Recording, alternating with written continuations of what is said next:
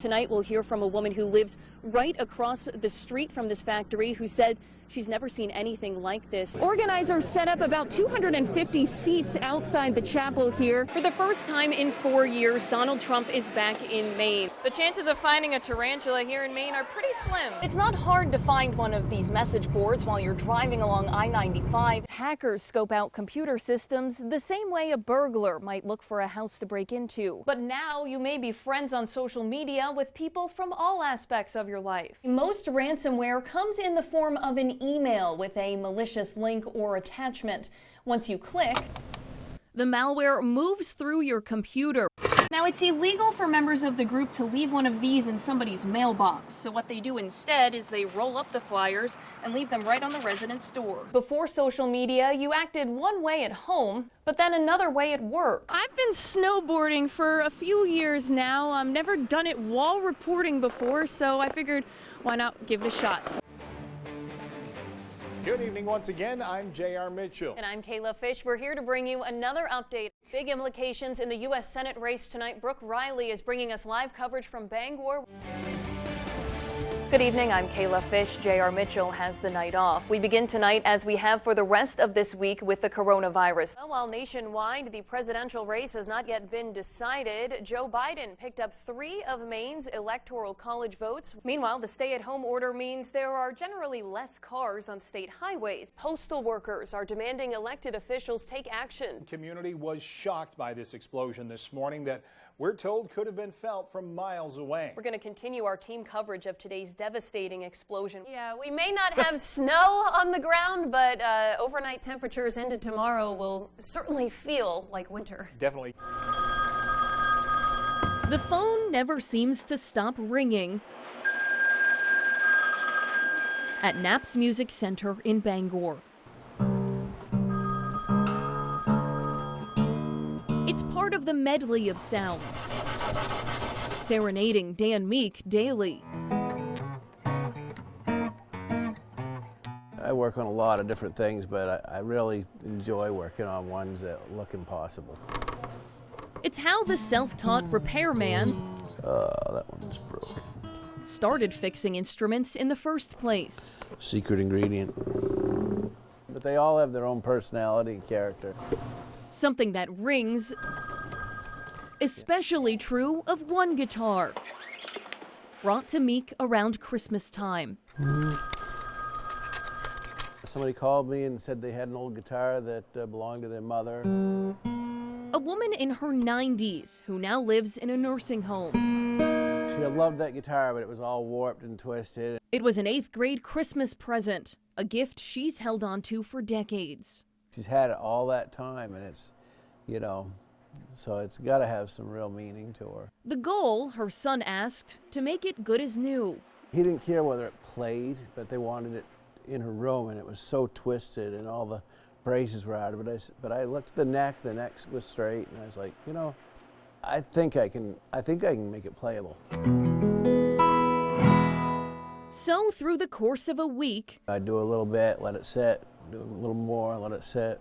Meek breathed life back into the woman's cherished childhood memory. Fence me in, just turn me loose, let me straddle my old saddle. He was ecstatic. He came in and picked it up, actually, and I played it for him right there, and he was like, he was in awe. And then I started getting messages from his family on Facebook. OMG, my mama will be so happy with this. Thank you so much for fixing Mom's guitar. Thank you so much for taking the challenge for my beloved mom. A picture that no artist ever painted. It was a call Meek is glad he answered, one that came shortly after another he'd always dreaded. I got a call from the nursing home and they said, we really feel it's time to start administering morphine. That call about his own mom, in failing health, who passed away a few days before Christmas. Tell you folks it's heaven. I could relate to just having something that's, really personal, Thinking back, Meek couldn't help but consider the timing. It was a timely project for going through the transition with my mom, I think. I think I felt it a little deeper, personally. Divine intervention, if you will. A bond between mother and son. Something Meek used to hold that singing cowboy guitar together once again. It became more of a project of, actually kind of more of a labor of love. How's it going? Good. As long as I can make people happy, that's, make a living doing it, then it's good.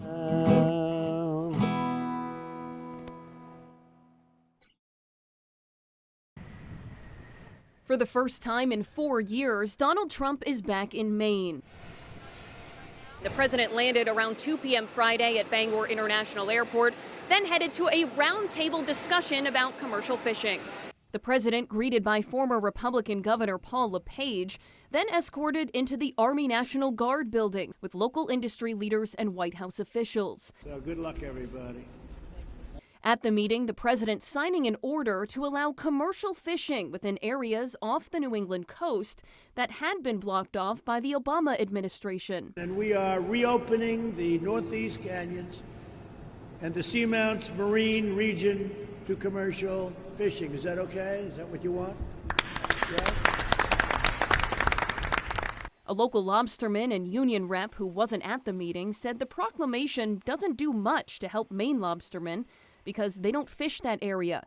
He says he wants the president to focus on regulations aimed at protecting right whales, rules the lobstermen say are harmful to Mainers. Coming after Maine fishermen isn't going to save a single right whale because we don't kill right whales here in Maine. So, we were hoping that was going to be the message. They started to talk about it a little bit, and then they didn't get to really stay on that topic very long. They moved right off it, but other focuses of the president's meeting, how coronavirus has impacted Maine, with the president throwing jabs at Maine Governor Janet Mills. You have a governor that doesn't know what she's doing, and she's like a dictator. In a statement before Trump's visit, Governor Mills urged the president to, quote, check his inflammatory rhetoric at the door and abandon divisive language that sows seeds of distrust among people. After finishing up in Bangor, the president boarded Marine One en route to Guilford to tour the Puritan Medical Products facility.